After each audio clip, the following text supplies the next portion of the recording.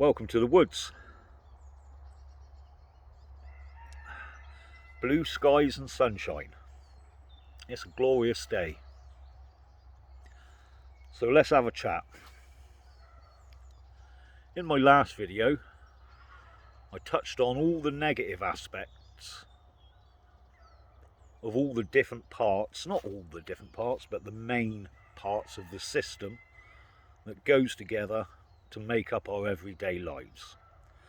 The societal system, the financial system, the political system, and how these things are oppressive and don't seem to be working in our favour.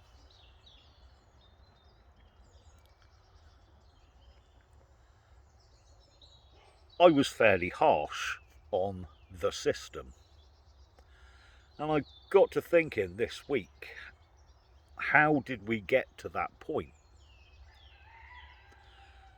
And many of you would have heard the phrase that hard men make good times and good times make weak men.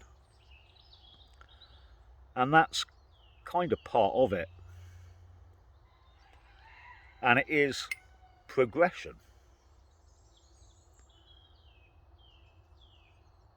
And it's easy to see how you go from planting your own food and being self-sufficient and looking after yourself to becoming part of a community, and then some of that work being transferred to the people who are best at it, and then selling that produce back to the community, to that expanding again into a nation, to the point we've got now where it's global. And things do progress, they move forward. But that doesn't always mean that it changes for the better. But it does seem to be addictive. It's like a cigarette. And for those of you who smoke or who have ever smoked, you will understand this, which is, it's nice to have a cigarette when you're a smoker. Even when you understand that it's harmful, that it's liable to kill you, and that other people may not like it, it's still enjoyable to you.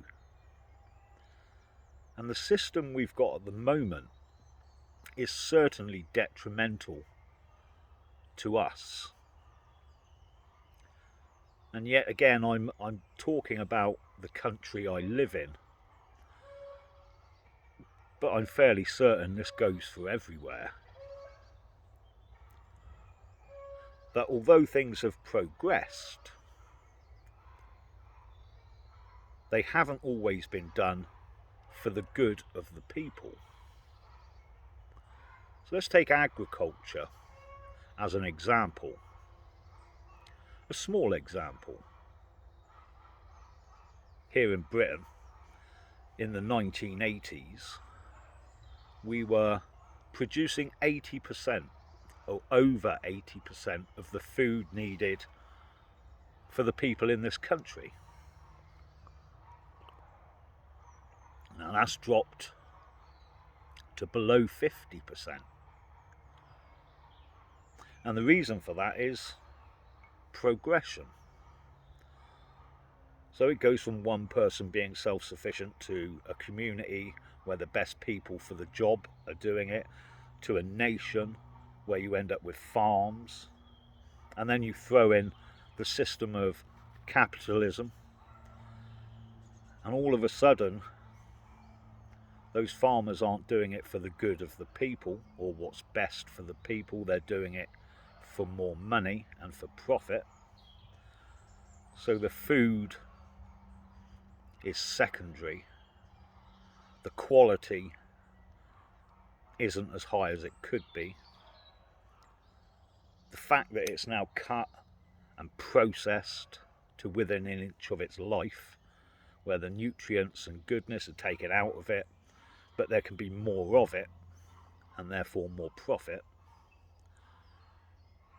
is actually detrimental to the people. And then it becomes global, where you shut down the farms in this country and import the food from somewhere else that can make it cheaper.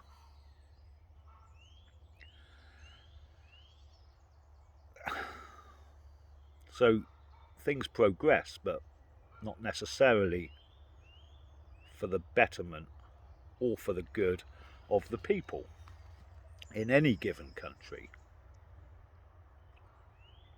And we can see this in all aspects. But it's very difficult to give up, like that cigarette. It's very difficult for people to go back to 3 TV channels and not 103. It would be difficult for people to have to do their shopping in 4 or 5 smaller shops. The greengrocers, the bakers, the butchers, the haberdashers, instead of just one hypermarket. It's convenient, it's easy. And if you look back at the history of retail, you can see how it went from lots of different units to the first supermarkets. Stack 'em high and sell it cheap was the catchphrase. And it caught on. But was it better? Was it better for the people? Probably not. And yet, we all partake in it. We all enjoy it. We do go to the supermarket. We do turn on the TV. We have subscribed to Sky. So all of these things, which we know, or we should know, are detrimental, is like an addiction. It's like that cigarette, where it's been proved to be harmful, and yet people still don't want to give it up. Will still enjoy it, even if they do want to give it up.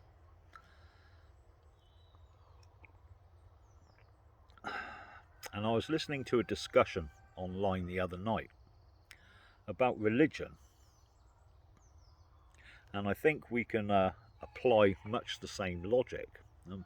What they were discussing was the differences between paganism and Christianity, and that paganism's been dead for a long time and therefore it's outdated and people had moved on and you couldn't revive it. But until you peel back that thin veneer of Christianity and realise that a lot of the dates are pagan dates, Christmas, Easter, and the reason that was done was that Christianity just adopted these traditions that the pagan religion already had, and therefore it became easier for the people to slip from one religion into the next. And this idea that actually you could revive an older religion because these traditions are still there just underneath the surface, I think stands for society as a whole. As much as we think it would be difficult to shake off those bonds of the system, those things that make our life easier, actually, when we do it,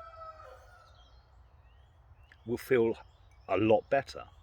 The same as if you give up smoking or give up drinking too much, give up overeating. These things are difficult to do, but will actually make you feel better. And I've seen numerous people in the online in the chats who will say, well, I got rid of the TV and actually I don't miss it at all. And that's the thin edge of the wedge. That's a step in the right direction. I'm not going to sit here and tell you that you can't go to a supermarket and you shouldn't watch any TV. TV can be an entertainment and there's nothing wrong with it. We've come so far in our civilization that it would seem pointless to throw away all the things we've attained. But we should be able to look at it and pinpoint where it went wrong.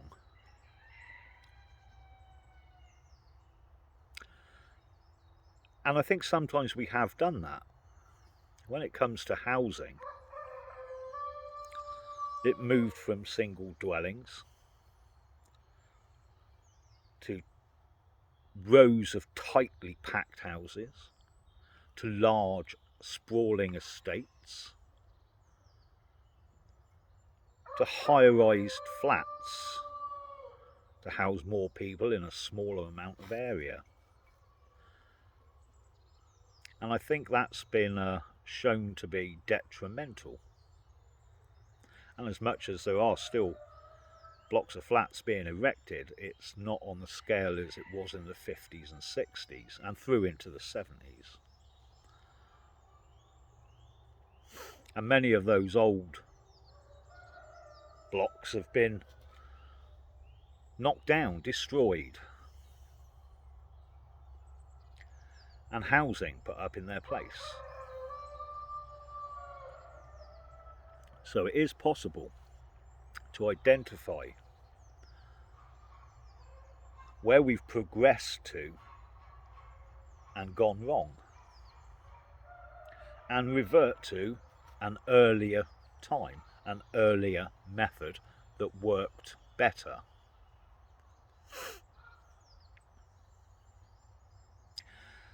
And I think we need to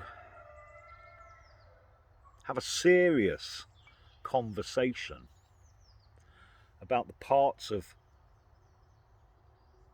our progression, our civilization, our system that we wish to preserve, and the ones we can do without, the ones where we can say it's gone wrong.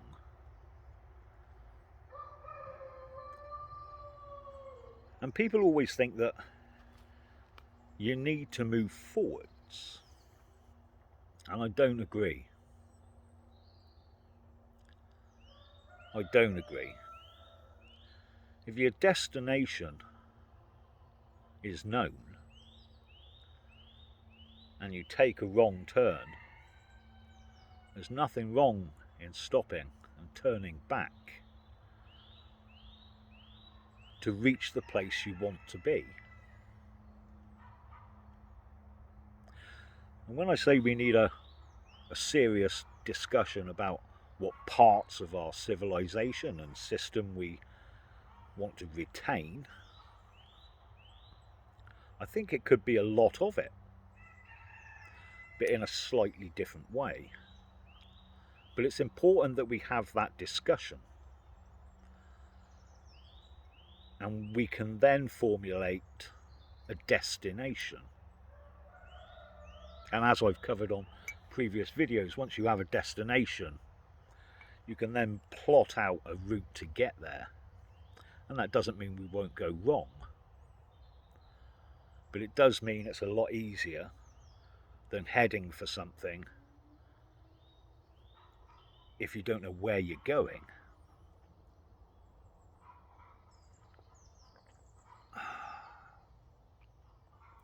So what parts of this system could we keep?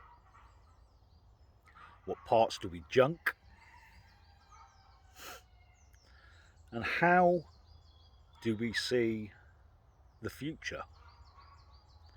Because you see, there are a group of people who are looking ahead and planning a future for you. And you're going to have very little choice unless you come up with an alternative, unless we come up with an alternative. And there's people making steps in the right direction. There's people forming communities. There's networks of people emerging. And all of these are great. But I've yet to see the destination.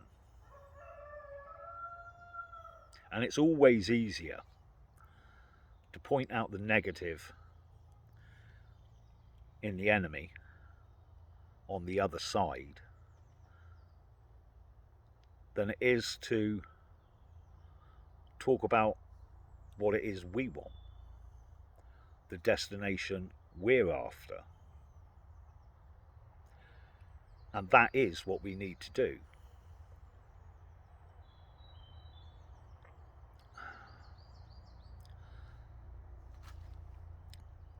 So let's have some ideas. There's usually going to be a couple of thousand people watching this, and usually a couple of hundred will drop a comment. I always do my best to engage in conversation with the people that leave a comment. That's why I kind of started this channel, was to discuss objectives, discuss ways forward. So leave a comment and let's see if we can't come up with a few ideas. What is it we're after? What's our destination? What do we want it to look like?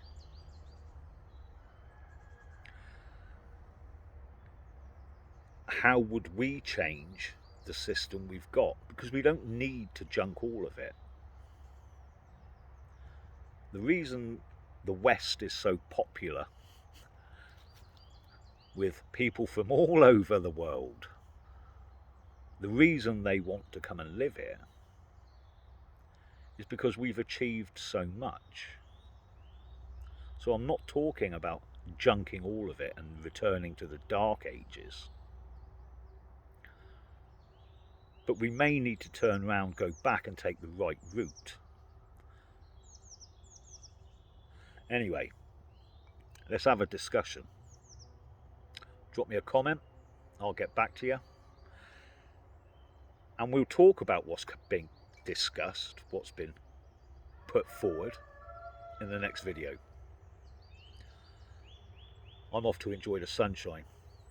Speak to you later, folks.